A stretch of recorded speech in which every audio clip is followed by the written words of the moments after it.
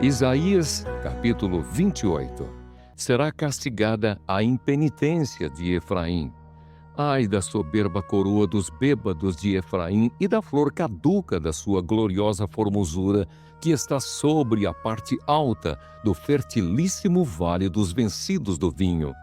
Eis que o Senhor tem certo homem valente e poderoso, este como uma queda de saraiva, como uma tormenta de destruição e como uma tempestade de impetuosas águas que transbordam, com o poder as derribará por terra.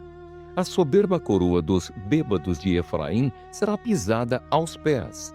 A flor caduca da sua gloriosa formosura, que está sobre a parte alta do fertilíssimo vale, será como o figo prematuro, que amadurece antes do verão, o qual, impondo nele alguém os olhos, mal o apanha, já o devora.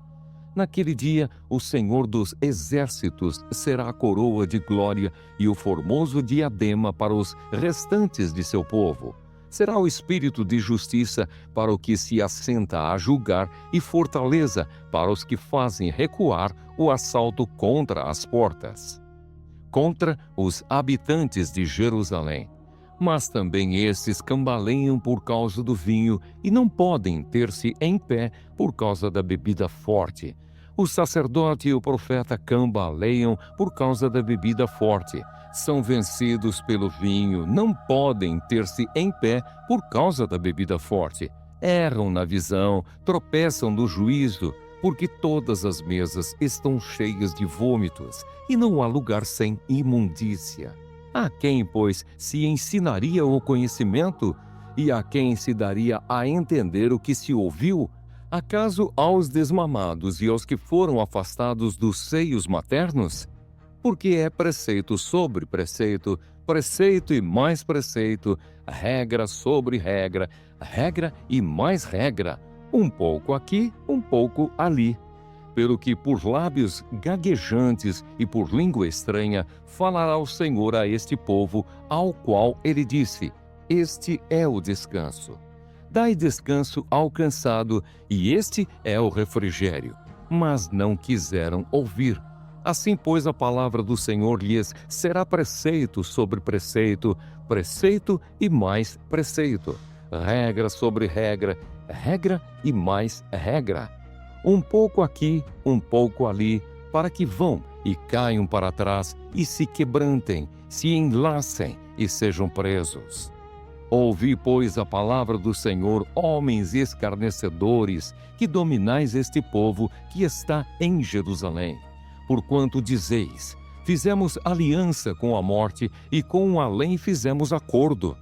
Quando passar o dilúvio do açoite, não chegará a nós, porque por nosso refúgio temos a mentira e debaixo da falsidade nós temos escondido. Portanto, assim diz o Senhor Deus: eis que eu assentei em Sião uma pedra, pedra já provada, pedra preciosa, angular, solidamente assentada, aquele que crer não foge. Farei do juízo a régua e da justiça o prumo. A saraiva varrerá o refúgio da mentira e as águas arrastarão o esconderijo. A vossa aliança com a morte será anulada e o vosso acordo com o além não subsistirá. E quando o dilúvio do açoite passar, sereis esmagados por ele.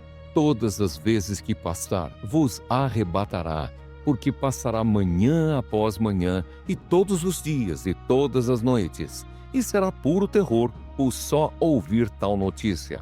Porque a cama será tão curta que ninguém se poderá estender nela, e o cobertor tão estreito que ninguém se poderá cobrir com ele.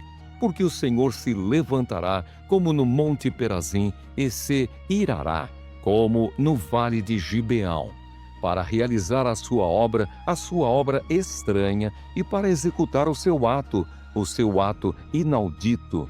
Agora, pois, não mais escarneçais, para que os vossos grilhões não se façam mais fortes, porque já do Senhor, o Senhor dos Exércitos, ouvi falar de uma destruição, e essa já está determinada sobre toda a terra. Deus é grande em sabedoria.